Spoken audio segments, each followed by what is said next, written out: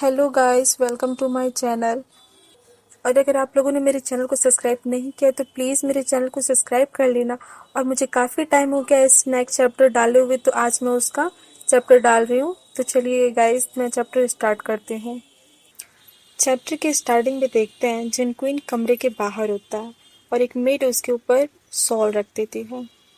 फिर क्विंजन सोचता है येमो को गए हुए काफ़ी समय हो गया है और मैं जितना सोचता हूँ उससे कहीं ज़्यादा मुझे उसकी याद आ रही है और मैं उसके बिना अधूरा महसूस करता हूँ। मैं लोगों से घिरा हुआ हूँ और फिर भी मुझे बहुत अकेलापन लगता है। और क्या उसने स्लॉ पा लिया होगा? क्या वो वापस आएगा? फिर हमें दिखाया जाता है कि नाइट का समय हो गया होता है और क्विंजन अभी भी बाहर बैठा होता है और वो सोचता है अब मुझे उसके बारे में और नहीं सोचना चाहिए। मे बी उससे बात करने के लिए कुछ गॉब्लिन्स मुझे मिल जाने चाहिए थे। और फिर वो ब्लश करने लगता है, अरे ये मैं क्या सोच रहा हूँ। और फिर वो सोचता है ये मुँह, अगर तुम मुझे सुन रहे हो तो प्लीज़ वापस आ जाओ, प्लीज़ आ जाओ।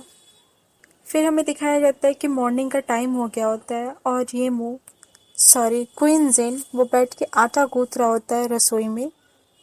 और उसके बगल में एक लेडी होती है, वो बोलती है आज लेडी सीन का जन्मदिन है तो हम उसका उत्सव मनाएंगे।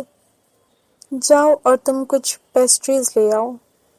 यंग मास्टर लेडी सीन के लिए खुद ही खाना बना रहा है और वो ये किसी से बोल रही होती है। और फिर वो दूसरा पर्सन बोलता है इससे तो लेडी सीन काफी खुश हो जाएंगी। फिर क्विंसन सोचता है आई होप ऐसा ही हो। फिर उसकी बगल वाली लेडीज जो होती है वो सोचती है मुझे यकीन है कि उसे हमेशा की तरह सिंपल थैंक्स ही मिलेगा। वो अपने ही बेटे से इतनी एलिनेटेड क्यों है। फिर क्विंजिंग के पास एक पर्सन आता है और उसे बाउल देकर बोलता है मैंने नूडल्स और सूप तैयार कर लिया है, ध्यान रखें कि सूप गिर ना जाए। एक्चुअली वो बाउल क्विंजिन दे रहा होता है उस पर्सन को और वो पर्सन बोलता है यस मास्टर। और फिर क्विंजिन बोलता है प्लीज़ मेरी माँ से कह देना मुझे बहुत ज़्यादा अफसोस है कि मैं उनसे खुद ही नहीं मिल सकता और मैं उन्हें बर्थडे के लिए शुभकामनाएं विश करता हूँ। फिर वो लेडी बोलती है क्विंजिन आपको क्या रोक रहा है, पर क्विंजन कुछ जवाब नहीं देता। फिर हमें दिखाया जाता है ऑटम फेस्टिवल का टाइम होता है और कोई बोलता है हवा की एक झोंके के बाद सारस एक सुंदर लड़की में बदल गई और उस आदमी के सामने खड़ी हो गई। उसके जीवन रक्षक उपहार का बदला उपकार चुकाने के लिए वह उससे शादी करने के लिए तैयार हो गई। फिर कोई पूछता है क्या वो सुंदर है?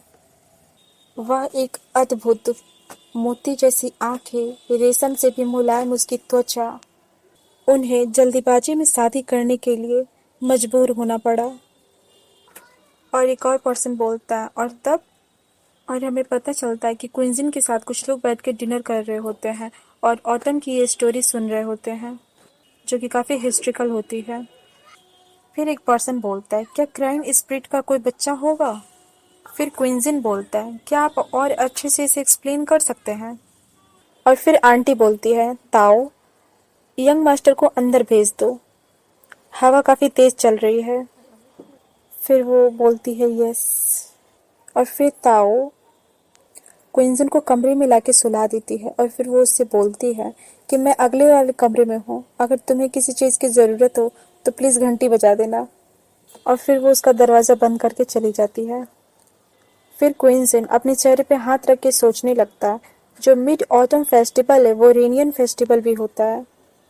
मुझे आश्चर्य है कि येमो कहाँ है, उसे अभी यहाँ होना चाहिए। और फिर वो अपनी आंखें बंद करता है और सोचता है मैं उसके बारे में सोचना बंद क्यों नहीं कर पाता, अब मुझे सो जाना चाहिए।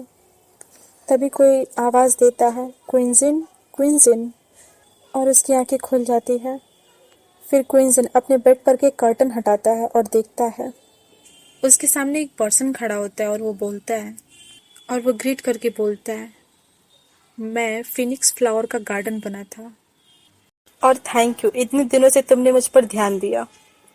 और फिर वो उसके करीब आके बोलता है जिससे मैं मानव आकार में आने से कामयाब हो सका, आज मैं यहाँ हूँ और तुम्हारी काइंडनेस के लिए मैं तुम्हें रिपे करूँगा।